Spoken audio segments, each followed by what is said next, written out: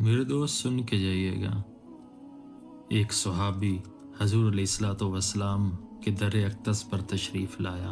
صحابی نے عرض کی، یا رسول اللہ، جب میں آپ کے پاس ہوتا ہوں تو دل کو سکون ملتا ہے، لیکن جب میں گھر جاتا ہوں آپ کی یاد بہت آتی ہے، آپ کی یاد سے سینہ تنگ ہو جاتا ہے۔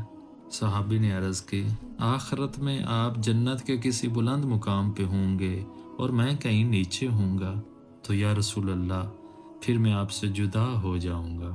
اللہ تبارک و تعالیٰ نے اس وقت ایک آیت نازل فرمائی جس کا ترجمہ ہے، جس نے اللہ اور اس کے رسول کی اطاعت کی وہ ان لوگوں کے ساتھ ہوگا۔ کن لوگوں کے ساتھ؟ جن پر اللہ تبارک و تعالیٰ نے اپنا فضل کیا ہوگا، یعنی جس کو حضور علیہ الصلوۃ والسلام سے سچا عشق ہے، اس کا مقام بھی حضور علیہ الصلوۃ والسلام کے قریب ہوگا۔